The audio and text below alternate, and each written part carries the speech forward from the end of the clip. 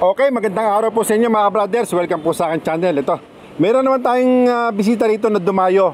Isa nating subscriber na taga Bimapa, Santa Mesa, Manila.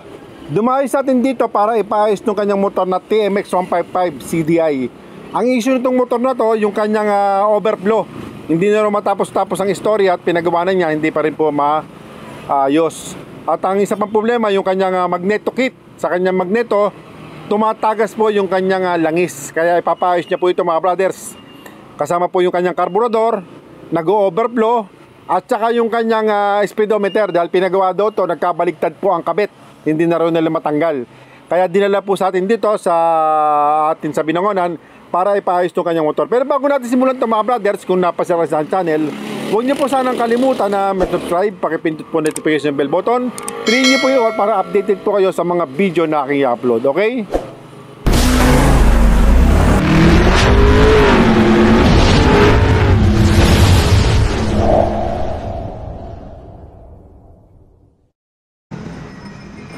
Dito muna tayo sa carburetor mga brothers. Ito, papaklasin natin to. Ang issue nitong motor na to, itong carburetor na to, hindi na rin matapos-tapos yung kanyang istorya sa pag-overflow. Naipagawa na rin to, pero ganun pa rin to at nag-overflow pa rin at hindi maitono. Ayan. Kaya ang gagawin natin dito mga brothers, lilinisin na rin natin. Ito, napakadumi po ng kanyang carburetor at may team. Pakakalinis natin to at itotono natin at aalisin yung overflow. Okay? Okay mga brothers, ito carburetor po ng TMX 155 CDI. Bali ang problema nito, hindi rin maitono-tono. Na ilang beses na rin daw niyang naipagawa, ganun pa rin daw mga brothers. Ang hirapan na rin, nag-overflow at hindi nila maitono mga brothers. Ngayon, lilinisin natin ito mga brothers, tapos at saka natin itotono ng maayos. Ayan. Ayan. Tanggalin muna natin yung kanyang mga tornilyo na tatlo.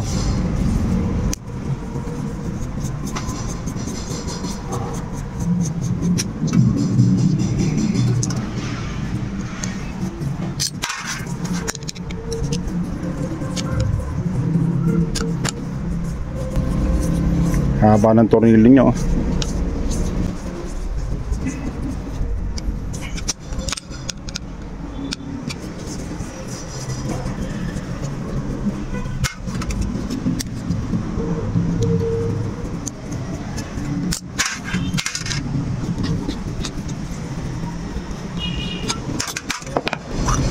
Okay. Yan, ayos natin itong kanyang floater dahil nakasubsub na isang indication nito na panggalingan ng overflow. Okay, yan. Di bali pong mababa ng konti, wag na pong sobra kasi pag sumobra sa pagkakayuko itong ating floater, isa po sa pinanggagalingan ng pag-overflow ng ating carburetor, particular dito sa ating ginagawa ngayon na TMX 155. Ngayon, ang isa pang pinanggagalingan ng kanyang pag-overflow, yung kanyang float valve. Ayan, mapakasya din to. Ito, chichikin nyo po yung kanyang float valve. Dapat po ito, wala na siyang guhit. Ito, may mapapasin nyo po, meron siyang guhit mga brothers. Ito po, na-vlog ko na. Pag ating mga float valve ay may guhit na po, asahan nyo po na magkukulit na po siya sa pag-overflow. Ayan. Ngayon, ito, lilinisin natin ito mga brothers. Okay mga brothers, ito, nalinis na po natin yung carburetor niya. Ayan, pinakalinis na po natin. Kanina po, napakadumi nito. Ito po, dumayo sa atin dito, taga Santa Mesa, Manila. Ayan. Hindi nila mapatino itong carburetor na to, kaya dinala na po sa atin dito. Ngayon, ang ginawa natin, pinakalinis natin. Ngayon, tinanggal natin yung mga jettings at saka natin binugahan ng compressor. Wag po tayong gagamit ng mga paihip-ihip lang ng bibig. Dapat po compressor talaga para talaga malinis talaga ng todo yan. Ngayon, chichikin po nyo po yung kanyang float valve. Ito po, gaya na sinabi ko kanina, may damage na po ito, paikot, may guhit. Pagka ganyan po yung float valve, palitan nyo na po. Ngayon, yung kanyang floater, chichikin nyo po yung kanyang float height. Titingnan nyo po kung may butas na to, kasi pagka may butas po ito, may butas na maliit, napapasukan po siya ng gasolina, lumulubog at pinanggagalingan ng overflow. Ngayon, sa motor na to na TMX 155, iba po ito sa ibang TMX 155 na plastic yung kanyang floater. Ito po ay mayroon siyang stainless. Ngayon, iba po yung kanyang float valve. Baka mapagkamalian po ninyo. Ngayon, tuturo ko sa inyo mamaya kung anong gagamitin nyo pagka ganito po yung kanyang plotter. Ngayon, double check nyo rin po yung kanyang pilot screw. Ayan. Dapat po itong ganito, diretso, hindi sa putol. At yung kanyang o-ring at saka yung washer, dapat po kompleto, pati yung kanyang spring. Ayan mga brothers. Pero ito mga brothers, okay po ito, kompleto siya. Tapos itong kanyang slow jet, bubugahan nyo po ng hangin, gamitan nyo ng compressor, kailangan po diretso butas nya. Ngayon, ang gagawin natin dito mga brothers, papalitan natin to ng float valve kasi po ito may damage na. Ang ilalagay natin dito, hindi po ito kapares ng TMX 155 na CDI na plastic, kasi po iba po yung kanyang float valve, baka magka-problema kayo pagka bumili kayo. Ayan. Ngayon, kukuha tayo ng sample para makakita nyo po yung sinasabi ko sa inyo mga brothers.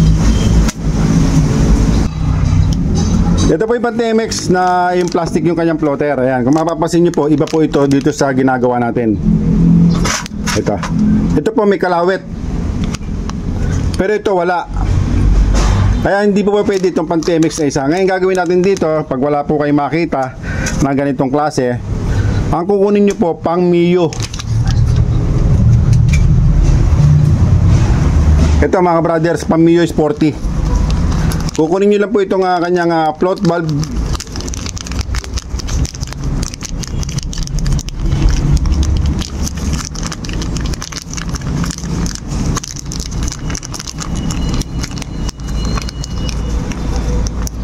Yan. Ang ginamit natin, santal mga brothers, ito pang Mio. Ngayon, ito lang po kukunin nyo.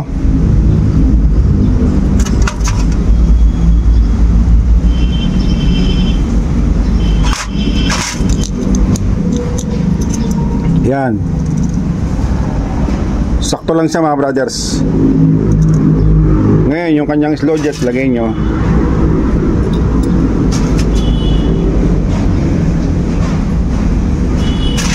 Kanyang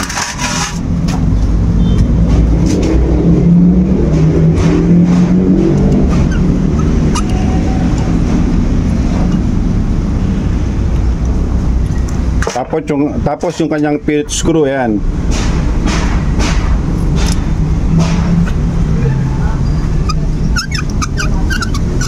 Baon nyo lang po ng todo.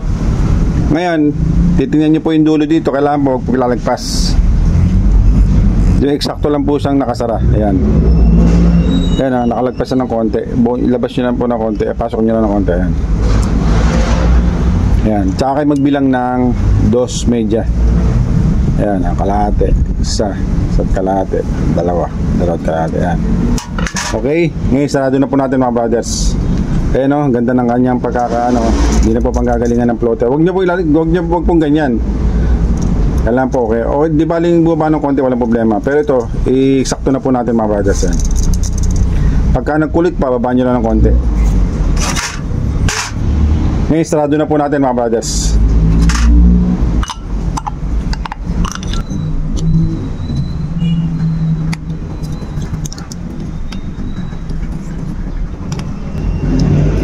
Okay mga brothers, salpak na po natin. Okay mga brothers, ito, nalinisan natin yung carburetor nya. Ayan, inayos natin yung setting nya. Tapos ang gagawin natin ngayon, valve clearance naman tayo sa ating tappet. Ayan. Ngayon sa pag-adjust dito mga brothers, kailangan i-TDC muna natin. Dito tayo sa magneto.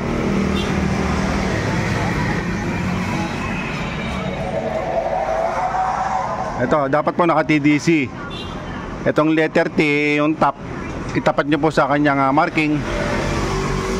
Ayan. Kailangan po, pag ginalaw nyo po ito, hindi siya naglalaro itong dalawang ito. Kasi po may pagkakataon, kahit po nakatapat yan, kung hindi naman naka-TDC, ay hindi po pwede makabala. Tingnan nyo po. Dapat po hindi ganyan, no?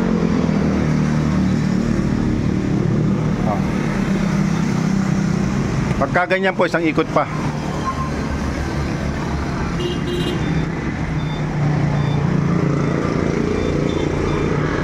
Ayan. Ayan o.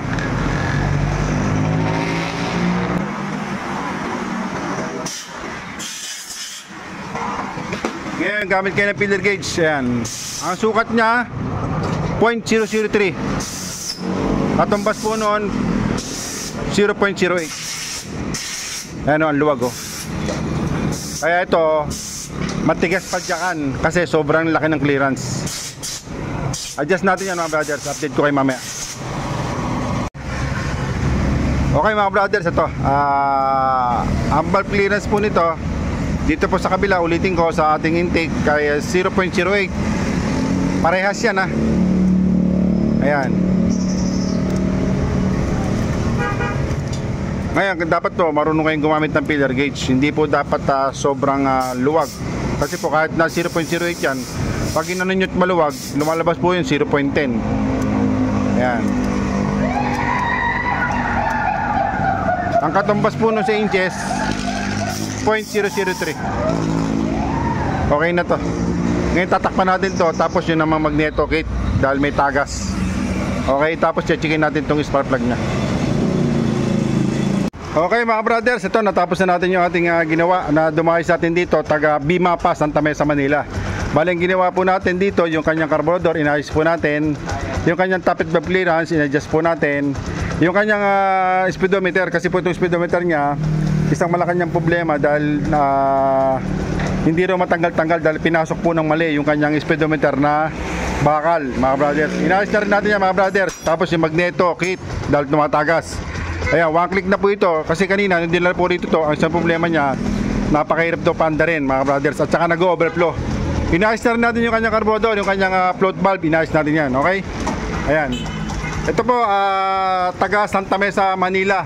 Ayan, si isa natin subscriber. Okay. Okay na yan mga brothers. Okay. Ingat kayo boss.